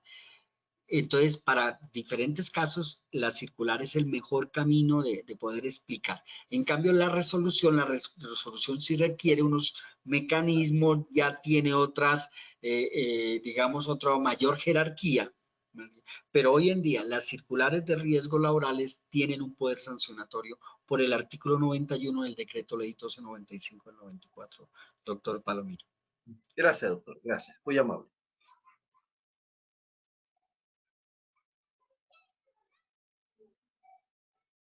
Doctora Carolina, doctor Iván. Quiero referirme, primero, reconocer el trabajo que sí está realizando el gobierno nacional frente a la pandemia y las distintas entidades de la seguridad social. Creo que se ha manejado bien la pandemia. Independiente de los números, tenemos que reconocer la idiosincrasia de nuestro pueblo frente a los distintos parámetros o normas o requerimientos que se hacen. Y creo que eso incide también bastante en los eventuales resultados. Creo que si no se hubiera manejado como se manejó, podríamos estar mucho peor. Entonces, cualquier decisión administrativa que se haga para prevenir, para ayudar, para aportar, es bueno. Pero es evidente que esto también se trata de un tema de recursos. Es claro que cualquier beneficio, auxilio del Estado tiene que estar presupuestado y tiene que saberse de dónde se financia. Y eso puede que limite cualquier buena voluntad o decisión que se tenga. Pero influyen muchas cosas para reconocimientos de prestaciones económicas en medio también de la pandemia. Las circulares tienen de todas formas, por más que tengan cierta fuerza vinculante, tienen ciertas limitaciones, como dice el doctor Jesús. No es lo mismo una circular que una resolución, no es lo mismo que un decreto, y se puede pecar por extralimitación también por parte de las entidades que emiten las circulares. Si bien estamos ahorita en la pandemia y hay que actuar rápidamente y la circular puede ser un mecanismo, el tema es que la obligatoriedad en el tiempo frente a circulaciones coyunturales, pues ya va a haber el momento para que las entidades de control emitan sus conceptos, si hay o no alguna extralimitación en algunas de las circulares. Por ahora hay que acatarlas, es la respuesta inmediata a una coyuntura, pero probablemente van a haber demandas a futuro frente a algunas de estas circulares, sobre todo precisamente las que tratan de regular temas como el trabajo en casa, porque finalmente esto es un tema de una competencia que puede ser incluso del legislativo específico para sacar unos lineamientos y obligaciones que le corresponden a cada uno. Entonces, las circulares están perfectas para la coyuntura y hay que obedecerlas y nos exponemos a determinada situación. Pero las circulares, pues, hay situaciones donde, insisto, se deben regular por el mecanismo que corresponde y creo que el trabajo fuerte que se debe hacer es buscar una reglamentación del trabajo en casa, sobre todo frente a las circulares que tratan de hacer unas pequeñas pautas, porque este tema deja para muchos vacíos de interpretación. E insisto, la responsabilidad del que se cayó del 8º piso no puede ser accidente de trabajo, porque claramente traería una consecuencia, y es que si yo como empresa, y es un accidente de trabajo, puedo estar en consecuencias civiles y penales frente a ese accidente.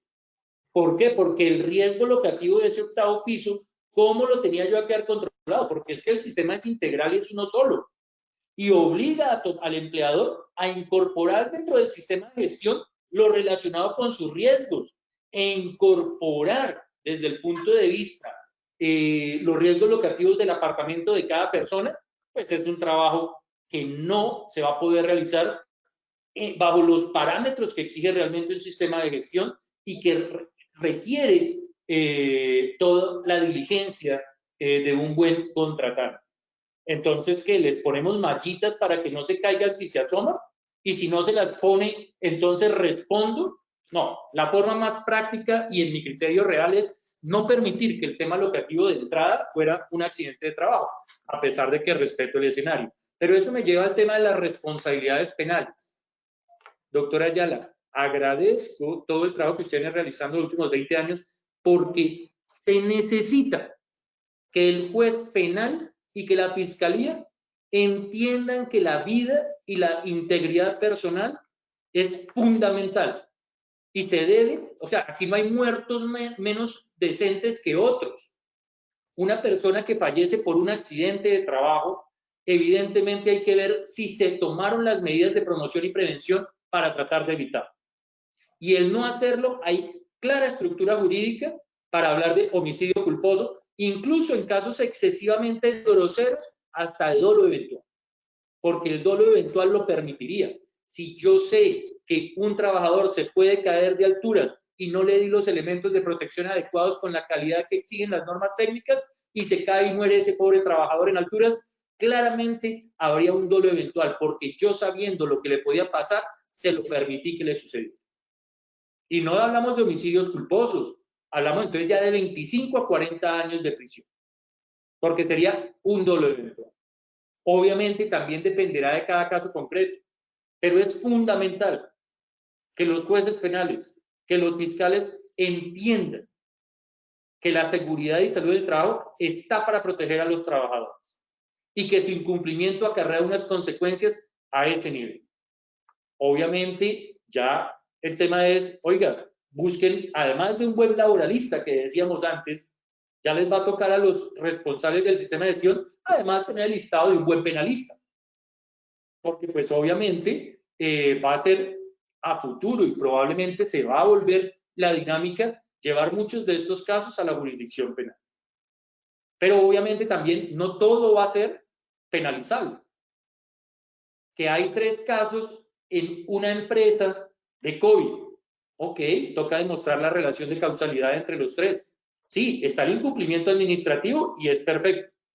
Pero hay que demostrar también causalmente, porque una de las obligaciones en materia penal es demostrar el elemento causal. Hay que demostrar que esta fue la conducta que generó el escenario de la infección y el fallecimiento para el homicidio culposo. El problema aquí va a ser probatorio, como todo en derecho, en penal, en civil. Obviamente estaríamos en materia penal un tema de imputación objetiva, de incremento del nivel del riesgo permitido. A lo que estoy queriendo llegar es, miren, a todas las personas que están escuchándonos, preocúpense por las personas. Estamos hablando de bienes jurídicos, vida e integridad personal. Estamos hablando que es una realidad, que los fiscales y los jueces cada vez están más preparados y entrenados, que los abogados, esto sí lo están escuchando y lo van a tomar por dinámica. No es conseguir un abogado laboralista, no es conseguir un buen penalista.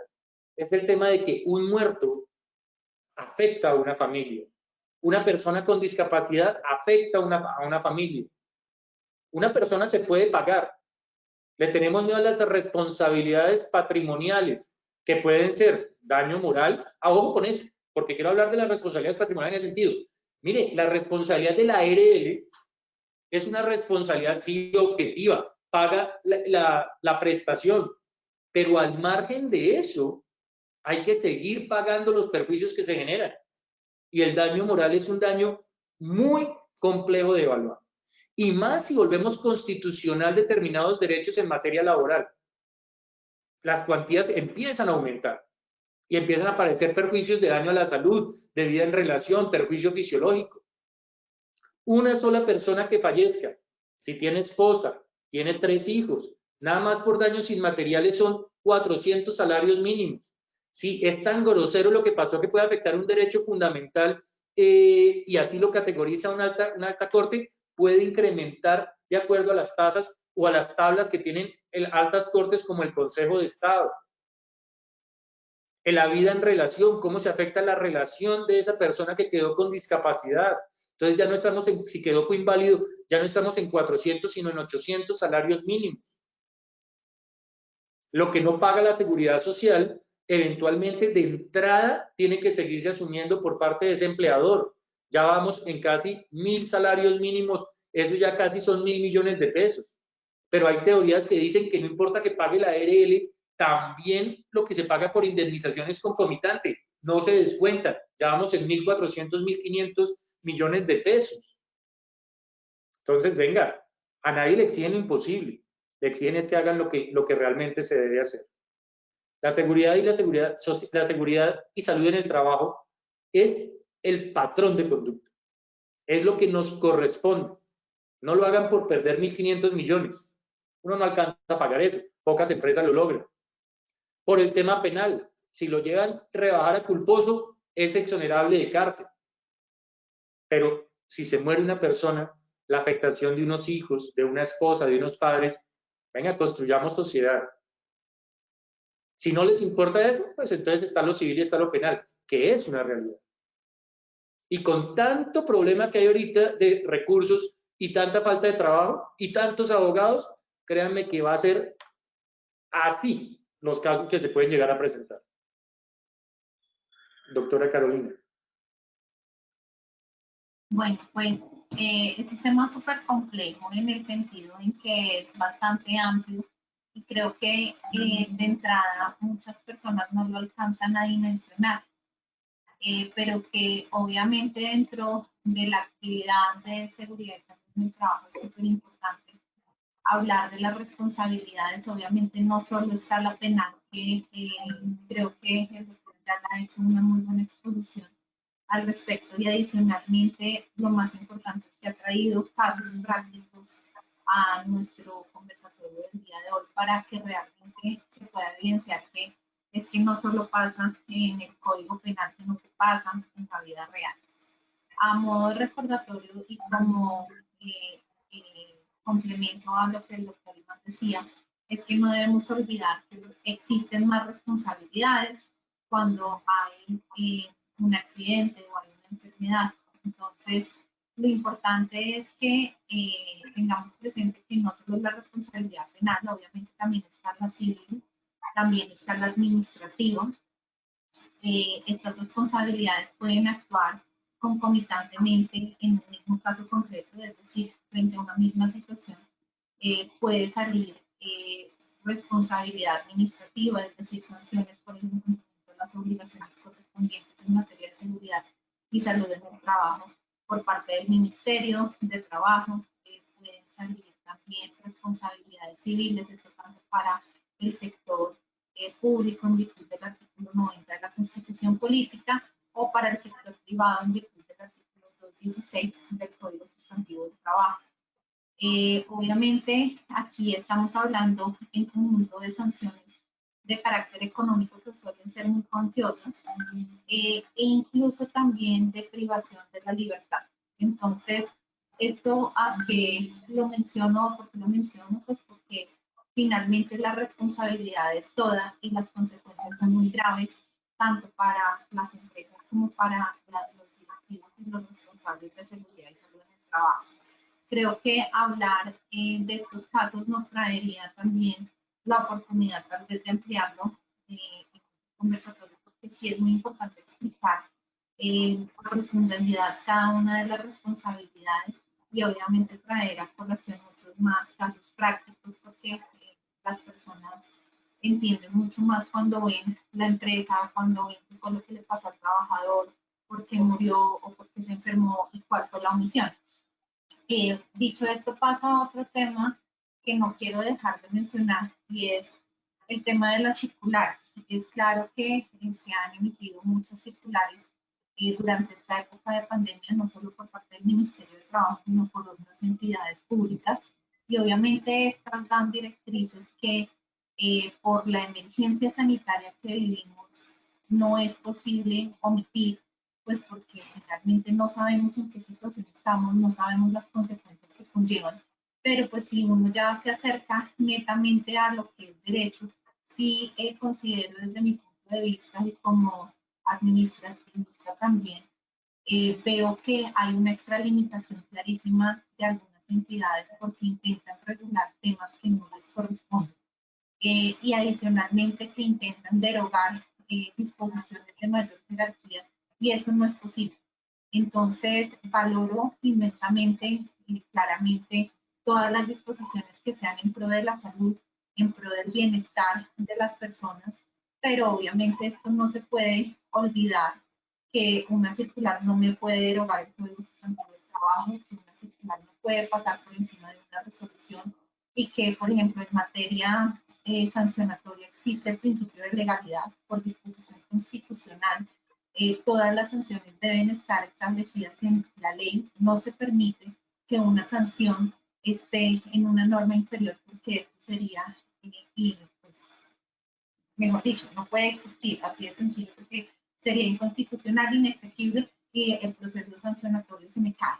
Entonces, este análisis que estoy mencionando, pues obviamente es mucho más jurídico y seguramente tendrá su discusión y en algunos años veremos fallos al respecto sobre la materia. No obstante, pues obviamente desde la práctica y viviendo la emergencia sanitaria, yo vuelvo y reitero que cada cosa debe ser analizada de manera concreta y las estrategias empresariales en materia de derecho laboral y de seguridad y salud en el trabajo deben ser vistas por un grupo de profesionales que analicen los casos concretos. Yo, la verdad, creo que he sido muy insistente en mencionar que especialmente los casos de enfermedades o de accidentes de trabajo siempre deben ser vistos con varios ojos sobre la materia. Siempre debe existir un abogado, siempre debe existir un médico, siempre debe estar el responsable de seguridad y salud en el trabajo, porque son ojos que se complementan y que obviamente pueden abarcar mayores responsabilidades,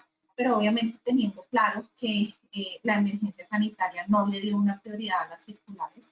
No es que ahora la circular nos haya cambiado dentro de la pirámide normativa y ahora esté la circular, después la constitución y después el decreto, pues para las personas que manejan el tema legal está clarísimo que nosotros somos un país con un derecho positivo claro, somos un país que tiene una normatividad jerárquica que tenemos que respetar y obviamente esto siempre va a ser importante. Entonces quería complementar con eso.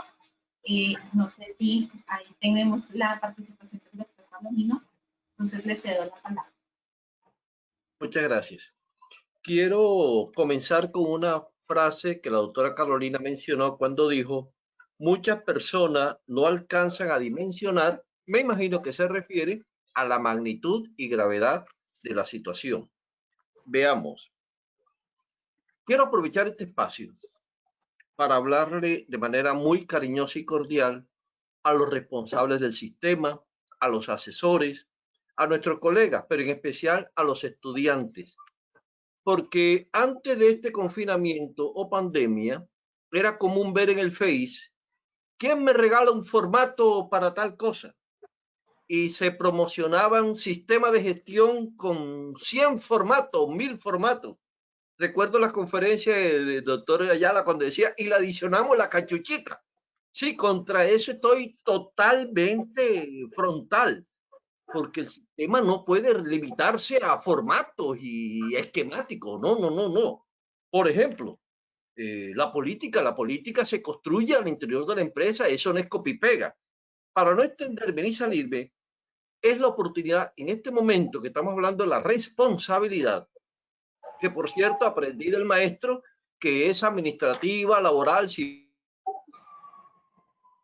y penal, porque cuando vamos a la responsabilidad civil y penal, gracias doctora Ayala, gracias, y en público le agradezco, porque le he dicho a mis alumnos, en toda conferencia de doctora Ayala, la primera línea de asistentes son los abogados litigantes. Ahí estamos pendientes todos, tomando notita de lo que él nos dice. Gracias por esa enseñanza. Entonces, quiero apoyarme en esto. Las ARL no pagan perjuicios. No pagan perjuicios. Ellas pagan las prestaciones económicas que están allí definidas en la ley 776/2002. Los perjuicios los paga el empleador, pero ¿quién es el responsable o el directo responsable que el empleador pague? Porque el empleador, pues, llamémosle gerente o representante legal. ¿Quién diseñó el sistema? ¿Quién contrató a quien lo diseñó? ¿Quién administró el sistema? ¿Quién estuvo al frente de las actividades? ¿Quién estuvo pendiente que se cumplieran o no? Uno de nuestros colegas. Y entonces, si seguimos con esa visión light de que el sistema es 4 formatos, 2 reuniones, y no, el sistema va mucho más allá, como dice una colega, esto va más allá de simplemente pegar aviso de no fume, y no, esto va más allá. Y quiero hacer una crítica con todo respeto, soy docente y espero que me sigan contratando a las universidades que ofrecen las especializaciones. Nuestros alumnos, muchos de nuestros alumnos por primera vez se acercan a seguridad y salud en el trabajo. Cuando uno le dice, preséntense, soy odontólogo, soy arquitecto, tienen todo el derecho. Pero cuando yo estudié mi especialización de derecho laboral, todos éramos abogados. Entonces, en ese módulo de 12 horas que me dan para que imparta legislación en seguridad y salud en el trabajo, cada 5 minutos me preguntan, ¿y cómo se conforma el COPAS? Miren, estamos en una especialización. Se entiende que las personas que llegaron allí deben tener o una experiencia o un conocimiento. ¿Por qué les estoy comentando esto? Porque esto es real, esto es real. Muchos de los especialistas o algunos de los especialistas que salen al mercado, pues son muy teóricos, muy teóricos. Por primera vez vieron una matriz de peligro, por primera vez vieron una matriz legal, que no se puede enseñar una matriz legal en 1 hora. Es un ejercicio aún mayor. Por tanto, no soy quien define las mallas curriculares, imposible. Me acojo a ella y doy mi mayor esfuerzo, pero nos corresponde estudiar. Nos corresponde estudiar. Y si teníamos, voy a inventar 148 normas, en el año 2020 nos agregaron 540. Y con este paseo que nos dio, con este paneo muy bonito, muy alegre y muy didáctico que nos dio el doctor Carlos Luis, ojo con las circulares, independientemente de las discusiones posteriores que tengamos, pero hoy son obligatorias. Gracias por recordarme el artículo 91. Entonces, mi matriz legal yo debo tenerla. Estoy haciendo el llamado a que los estudiantes, asesores, prevencionistas, responsables del sistema, se apropien de su papel. Yo le digo a mis alumnos, miren, los abogados trabajamos en los errores de ustedes, en esas investigaciones live que hacen, en esos reportes live que hacen, y en el proceso cada documento vale. Ya lo acaba de decir el doctor Carlos Luis cuando interviene como perito. Esto es muy serio. Y la mayoría de nosotros, lo que sabemos hacer los abogados es litigar, y lo que saben hacer los responsables del sistema es SST. Cuando pierden la licencia, en primer lugar, este es un mercado muy cerrado, donde todos nos conocemos. El día que yo cometa un error, ustedes lo sabrán a la media hora, porque en un evento, un congreso, ¿qué es la última? Mira lo que le pasó a Palomino, pasó esto y esto y esto. Entonces, tomémonos, apropiémonos de nuestro papel y no estudiemos simplemente por formatos. No, yo soy de Barranquilla, tenemos un lema, el carnaval, quien lo vive es quien lo goza. Si no nos empoderamos, si no, perdón por la expresión, nos metemos en el cuento, en la jugada, seremos muy teóricos. Y recuerde, un técnico y un tecnólogo han estado 4 años, 5 años, cada día trabajando. En fin, no quiero llevar a la discusión de que si el profesional, que quién gana, quién no gana, no. Todos somos profesionales porque esto es una verdadera profesión. Es el llamado a que estudiemos, porque esas responsabilidades de las que se están hablando hoy, los abogados la conocen mucho mejor. Recordemos la prescripción. Se tienen 3 años a partir de que se obtenga el derecho para presentar la demanda y el abogado contrata, así no conozca nada, contrata un buen técnico, un buen profesional, un buen que le dice, mire, aquí tuve esta falla por esto, y cuando vayamos al proceso o van al proceso. Por último, muy bien lo dijo el doctor Iván, son vidas las que estamos salvando a diario. Pero cuando una empresa se cierra por causa de una multa ultramillonaria, no solamente es el dueño, perdón lo que voy a decir, quizás el dueño tiene otras acciones en otra empresa, pero los trabajadores, directos e indirectos y la familia, todos quedan. En fin, este panorama aparentemente negro no. Disculpe, pero la vida no es light. Hay zonas grises más tirando a negro que blanco. Muchas gracias. Doctor Palomino, muchas gracias. A pesar de procurar cumplir con el horario, no ha sido posible. Tenemos aún 788 asistentes, gracias a ellos, gracias a ustedes también. Es un tema que, como lo decía Carolina, pues solo le dejaremos planteado hoy porque es importante volver a profundizar, volver a precisar muchos de estos temas y no hemos ni siquiera llegado a abordar el tema del derecho convencional, de lo que implica en la propia comunidad andina de naciones, de lo que implica frente a la violación de derechos humanos, el tema propio del derecho al trabajo. Quiero agradecerles a ustedes por su presencia. Esta dinámica que hemos incorporado y al final, pues busca eso, ¿no?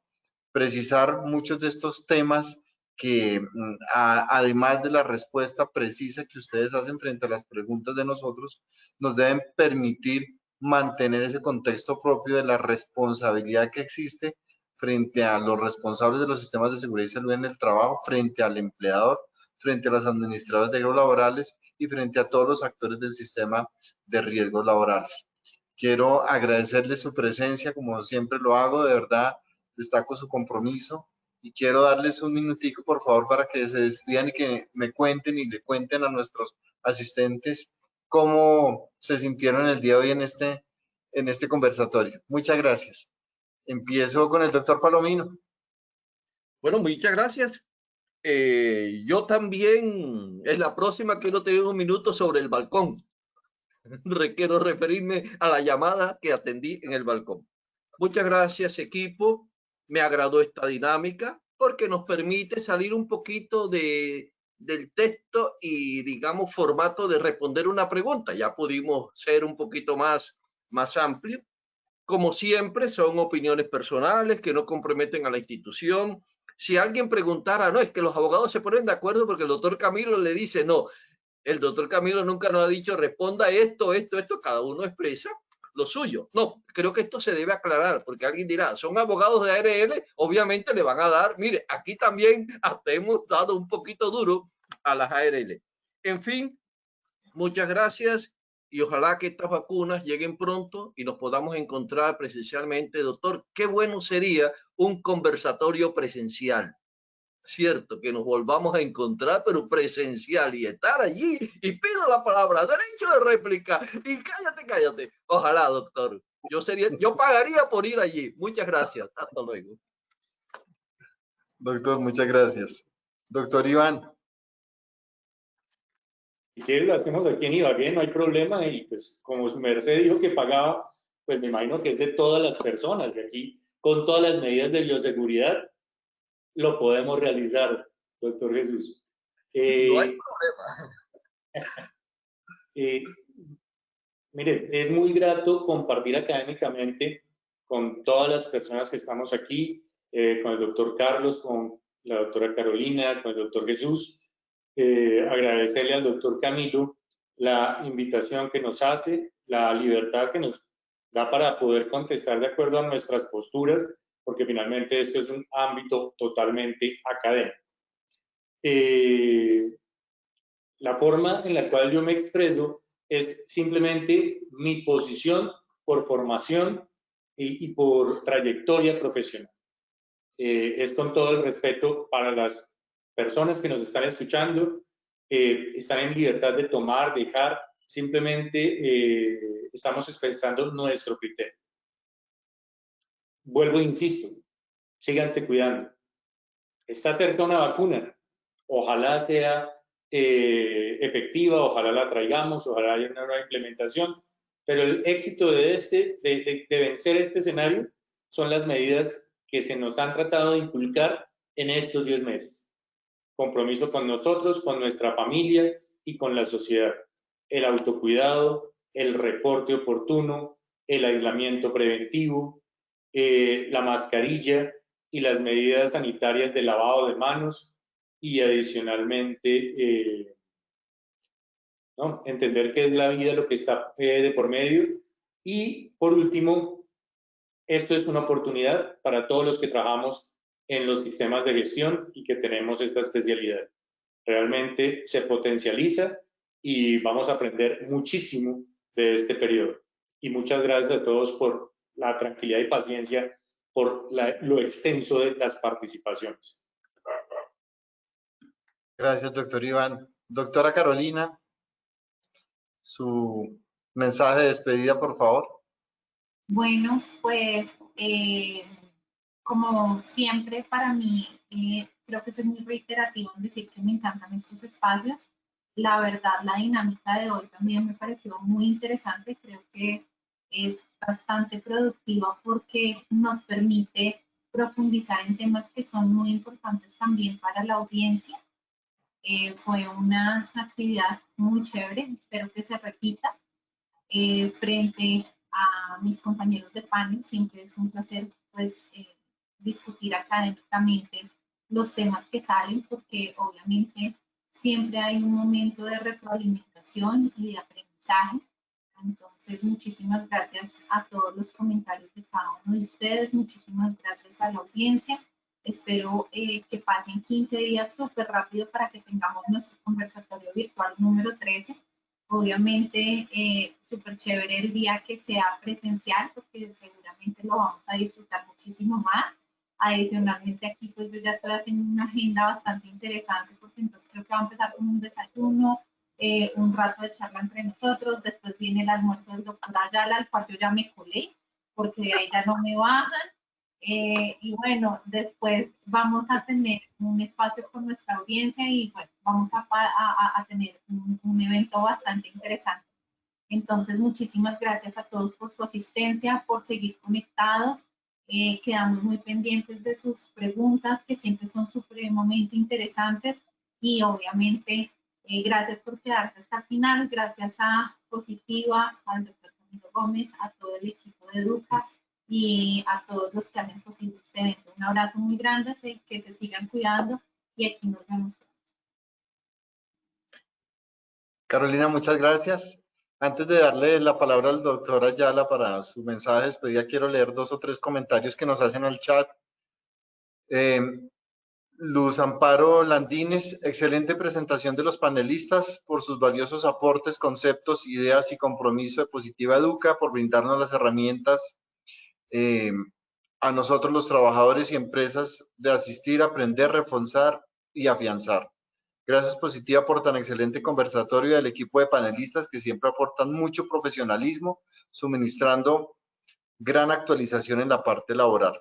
Excelente conversatorio y los marcos legales expuestos y la parte de explicación de la normatividad vigente mucho mejor, nos escribe Martín Alonso Ramírez. Y finalmente nos escriben los conocimientos y socializarlos con los compañeros de trabajo. Dios me los bendiga, los colmen de sabiduría, salud, bienestar, porque en cada conversatorio nos dan un hermoso viaje de conocimientos legales en salud y seguridad en el trabajo. Muchas gracias por estos comentarios a todo el equipo de Educa. Doctor Carlos Ayala, le doy la palabra para su mensaje de despedida. Bueno, muy agradecido a todos los compañeros de panel, al doctor Camilo dirigir, a todo el equipo técnico de Educa. Muy bien lo dicen los compañeros, aquí no hay nada preparado, no hay el criterio técnico y personal y las diferentes exposiciones.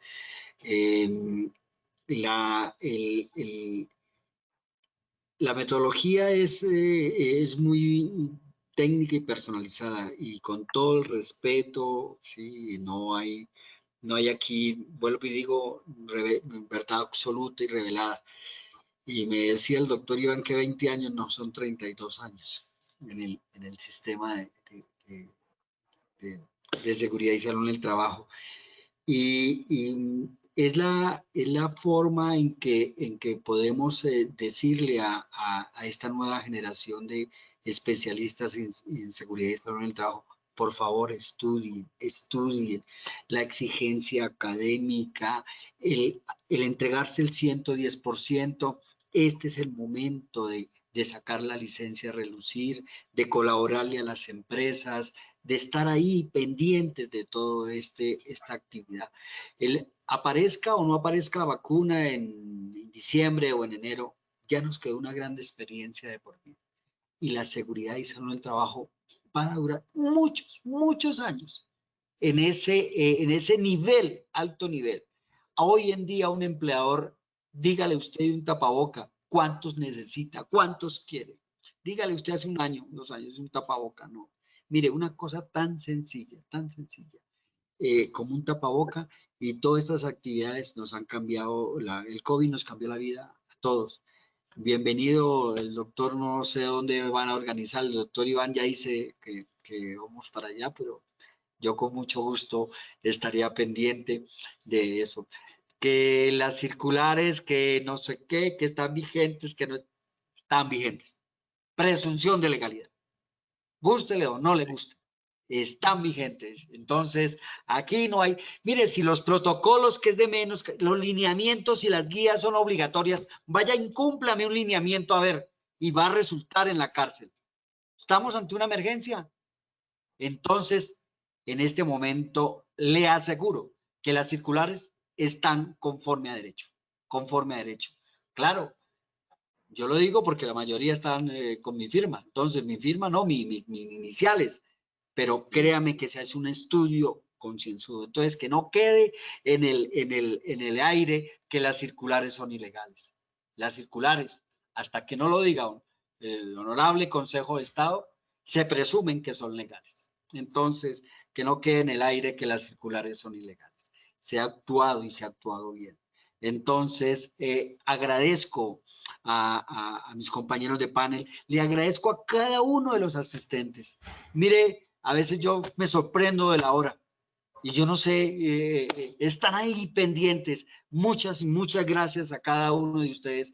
Por favor, lo único que me queda restar es que Dios los bendiga a todos. Gracias.